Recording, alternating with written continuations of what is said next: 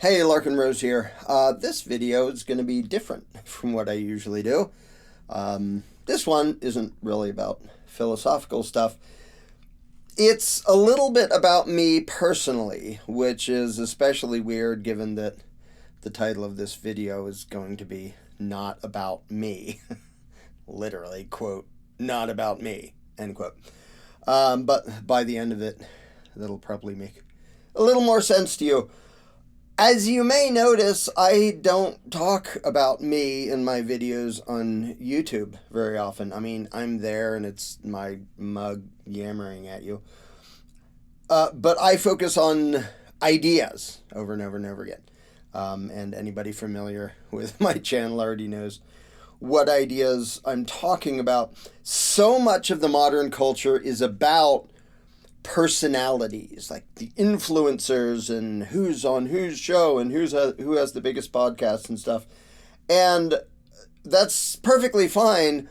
But for myself, I kind of hate that, and I'm really bad at it. I just don't feel like that's what I'm supposed to be doing, is trying to be a personality. Because the ideas are what matter to me. And you may have noticed that from my videos, because I put in almost no effort to like look like some charismatic person. If you're observant at all, you'll notice that literally this and maybe 2 or 3 other button-down shirts is the grand total of my wardrobe.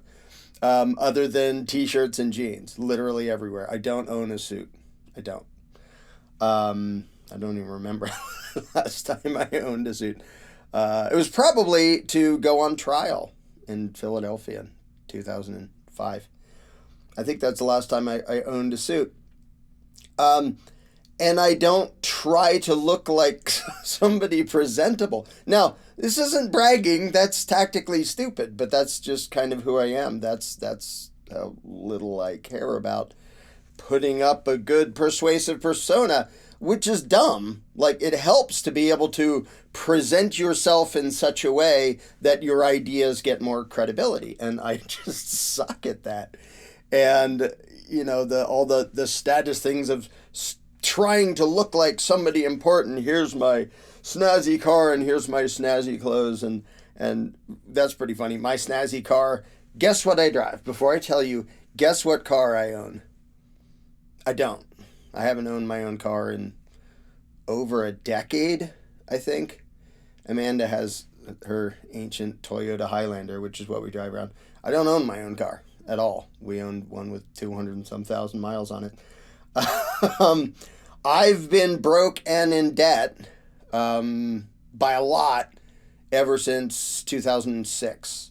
My trial's in 2005. I'm going to mention in a little bit more about that. A lot of you may have no idea that happened. I mean, by now you've probably heard that I spent a year in federal prison for not sending pieces of paper to the IRS. But most people don't know my whole story, and I don't care. I don't talk about my story because it isn't what matters. But I'll get to that in a second. But yeah, I've been in a huge hole in debt ever since.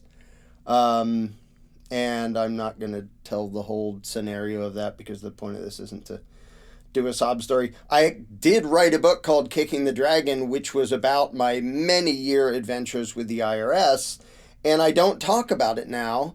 And the short reason, well, there's 2 ways to say it. One is I don't think it's worth your time for most of you to learn what I went through, even though I was right. And I found a bunch of stuff and I pointed it out, and I went through an insane process dealing with the federal extortion racket. And it doesn't matter enough to your lives for me to suggest that you read it. Now, underneath this video, I'm going to put a bunch of links there. There's a free PDF of my whole book, Kicking the Dragon, Confessions of a Tax Heretic, for anybody who wants to. Most people don't want to, and they've made that very clear. And I can't pretend that it's worth their time to care about that, because what effect will it have on their day-to-day lives? Almost none, because that wasn't about philosophy and things that matter to everybody. It was about a giant lie that probably isn't going away anytime soon. And so it doesn't matter that much, even though for me, it ate many years of my life. It resulted in me being caged for a year, and being robbed into poverty. I had no debts before that. Tessa and I owned our house outright. We owned our car. We were running our little business. We were giving other people jobs. All that went away. It was really friggin' traumatic, but I don't talk about that because it's boring and depressing, and what's the point? It doesn't really help. But to the people who assume that, well, you sort of have an audience, so you must be, sort of well off. No. And even then, we weren't rich, but we had no debts, and that counts as rich in the U.S. But yeah, not since then. But these days, whether you get ahead and whether you get an audience and whether you get ahead financially has a lot to do with whether you come across as charismatic and charming and have this public persona that gets people's interest. And I'm not doing that. I'm not trying to do that. I suck at that. And I make no bones about that. That's not a complaint. That's just, it's not my focus, and I'm bad at it. And the result is I'm bad at self-promotion.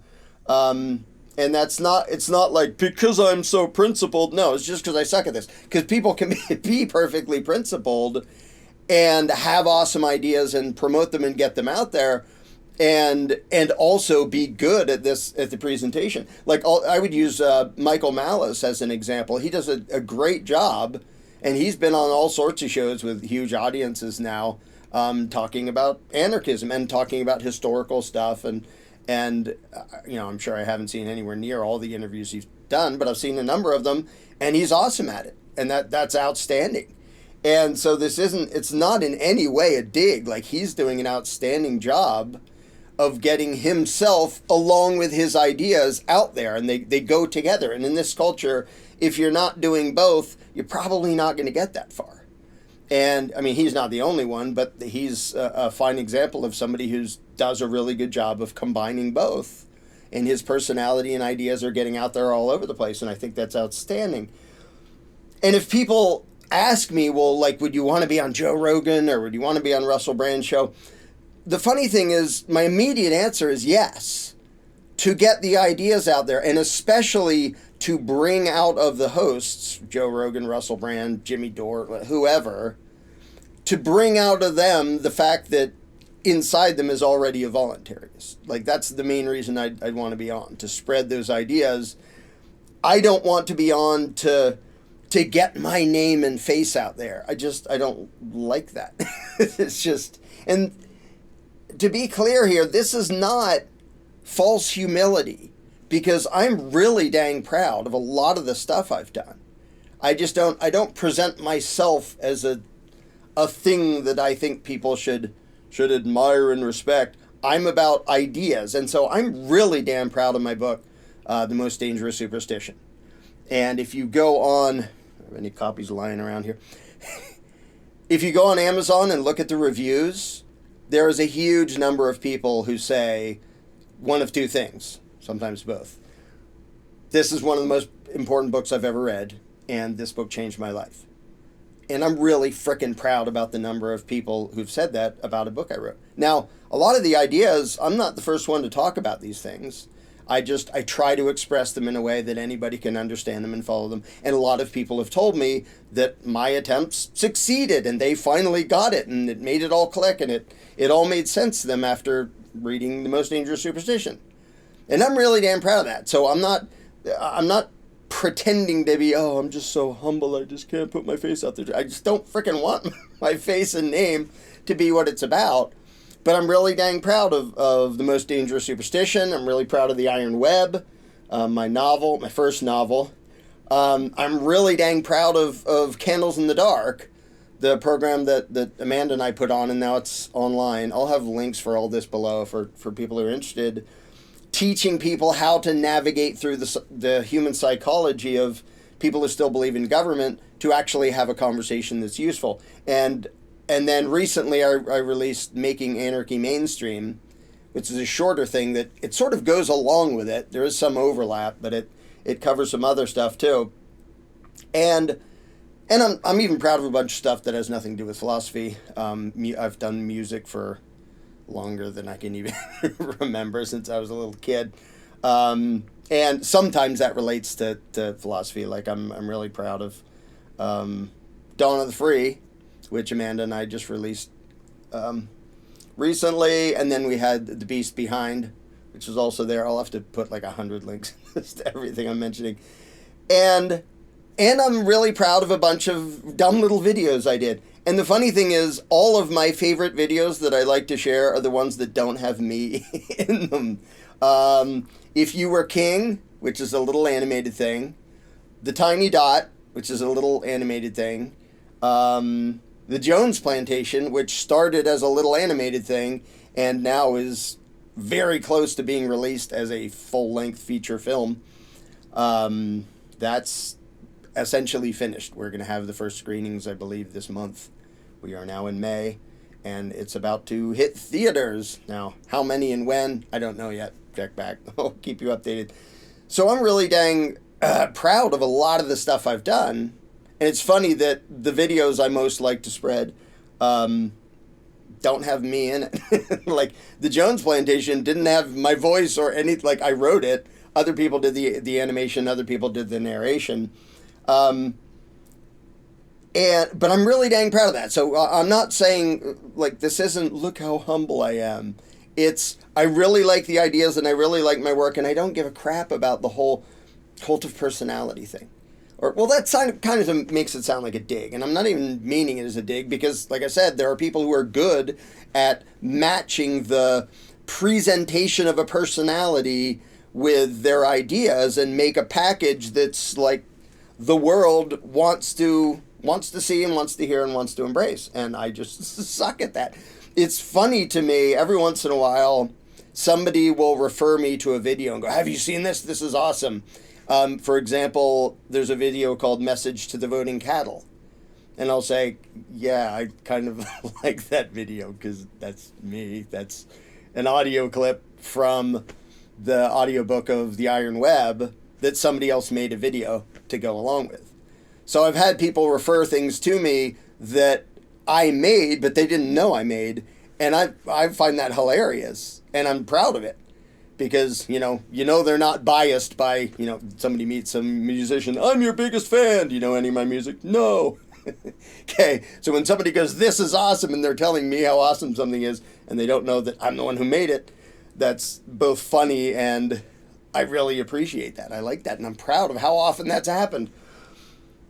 I just hate it being about personality when it's about me, but that's just me.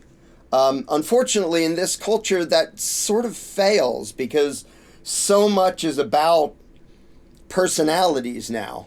And if you can't do that, it's hard to get a big audience, and financially it's hard to be successful when it's just ideas and there isn't a face and a personality representing them. And that's just the reality of it. I mean, somebody can run a political campaign. Obviously, I'm against political campaigns. I've explained why on a million occasions. But somebody can say, here I am representing these ideas. Support me and donate to my campaign to get these ideas out there. And I know some people who've done that with good intentions, and they do a good job. So I'm against political campaigns. But again, I'm not at all against people who are actually good at combining the two and getting the word out, because in our modern culture with the technology and communication stuff we have, that's what works best. I just happen to suck at it. I happen to suck at promoting a person, even though in this culture there's so much focus on people and personalities and influencers and things being a popularity contest. And this is just a description. This isn't a dig about, like, how dare society be like that. But mostly, if you want to get ideas out there, you need the personality plus the idea in a package that people want to hear and want to listen to. And as for me, I mostly just want to hide in a hole and throw ideas out at the world. And that's what I've done to a large degree, and it's what I'm going to keep doing. I have 3 other novels in the work right now. One's a horror movie. One's kind of sort of a sequel to The Iron Web, but not really. And then, we're working, Amanda and I are working on music. I have actually a funny animated series I want to do someday. So, and of course, there's The Mirror, the monumental project. Yes, I'm still working on that. No, I still don't know when it's going to be done because it keeps getting huge. But I have all these things that I'm going to keep working on it. I can't not, over the years, on occasion, I've tried to not, okay, I'm just going to focus on stuff that makes money for now because there's a million things I could do. And I found I'm not able to do that. I can't not focus on trying to get these ideas out there because to me, that's the most important thing in the world. And it's the thing I have to be working on. Now, do I want to be rich and famous? No. I don't actually want to be famous. Rich I could do with. I wouldn't mind the rich part. But I suck at self-promotion. And again, that's not a brag. It's a useful skill to be good at self-promotion. Self-promotion sort of sounds like an insult, but I'm not trying to use it that way. There have been people who have supported me in what I'm doing, throwing ideas out there for a very long time. The projects I've done before, the projects I'm still working on. And some have supported me a lot, to a huge degree, because they believed in what I was doing. And I can't ever thank them enough. And I always feel sort of this burden of, well, they gave me this big chunk of money, not to throw the ideas at them because they already know this stuff, but to throw it at the rest of the world. And so I'm constantly obsessed with how else can I explain this? How else can I get it out there? How else can I, spread these ideas? Because if these people are putting in that much to support me doing it, I'm always trying to push myself. And that's literally a character flaw. And this sounds like bragging. It's literally a character flaw. I'm not saying be like this. I have always hugely undersold what I did. When I did tree work, when I did construction, I underbid other people. I would basically ask somebody, you want that huge dead tree taken down without smashing anything? I can do it. What did the tree companies bid? I'll do it for 1/3 of whatever they bid. And that was my normal way to figure out a price, is whatever the normal tree companies do, I'll do it for 1/3 of that price. That's a good way to keep a reliable source of work because you underbid everybody. And 2, a good way to have your finances sort of suck. So that's what I've done for much of my life.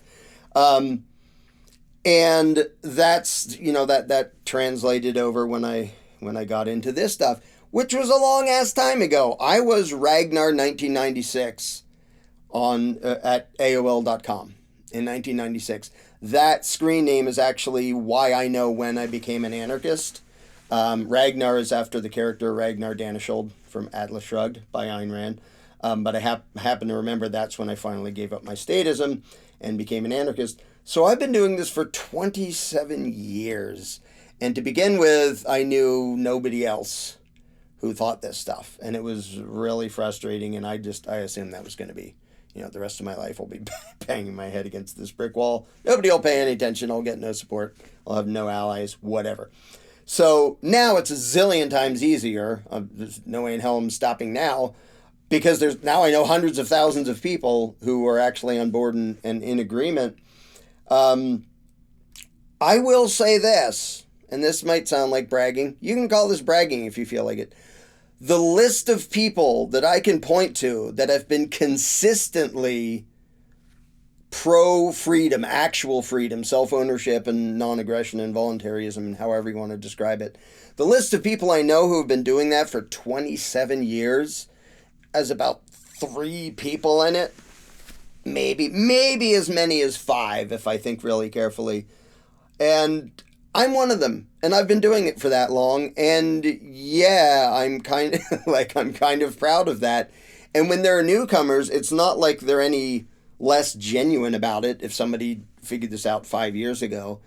But having done it for a really freaking long time, I've got to watch the scene going along and advancing and spreading, and I've got to see it go from almost nobody to huge numbers of people and huge events happening around these ideas, specifically around ending the notion of statism. And so anyway, this is who I am. And after this video, I'm going to get back to not talking about who I am, because who I am publicly, it's not about me. It's about the ideas. And the people who are good at it being about them and their ideas, excellent, more power to them. And I love to see people doing an awesome job of that and getting out there and being actual spokespeople for these ideas. I just think I suck at that. I'm really bad at that. And it doesn't matter to me if people are fans of me personally. It doesn't matter to me if they even know who the hell I am. I'm not trying to be a charismatic personality worth anybody giving a crap about. And I'm perfectly okay hiding my weird self from the limelight. I don't want that. And again, that's not a brag, that's not a virtue. It just gets in the way of me being able to spread the ideas as far as I could if I was actually good at that stuff. But the only thing that matters to me is trying to help other people understand these ideas. And that's what I've been focused on for 27 years.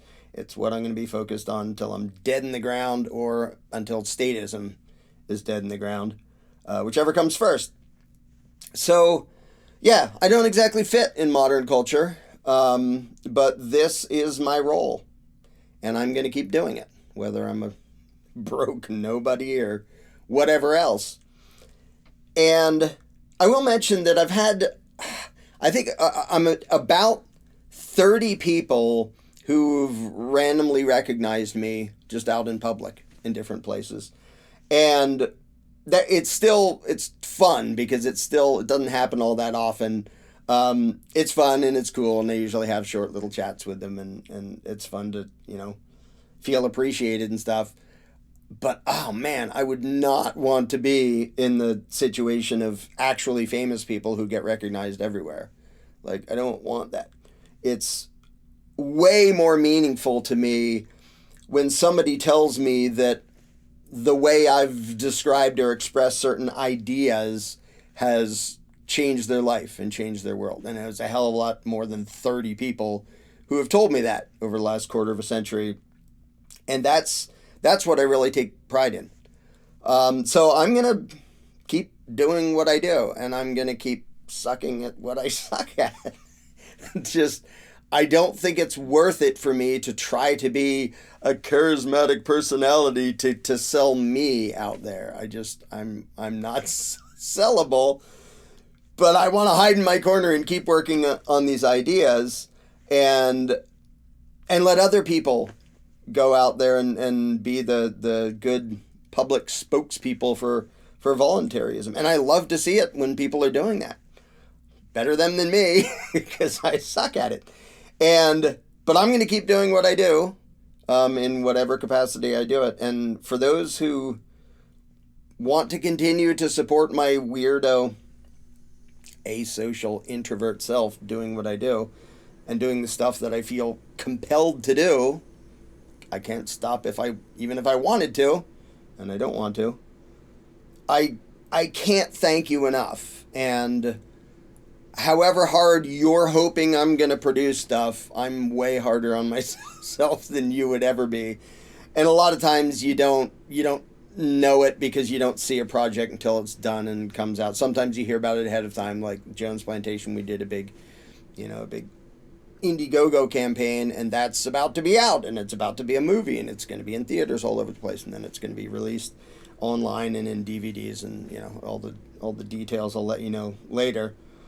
But I really wanted to end with just a word of appreciation of the people who have allowed me to do this. Now, I'm still broke, so have made me so financially successful. No, basically have allowed me to tread water while doing this for years and years. And that is a huge privilege.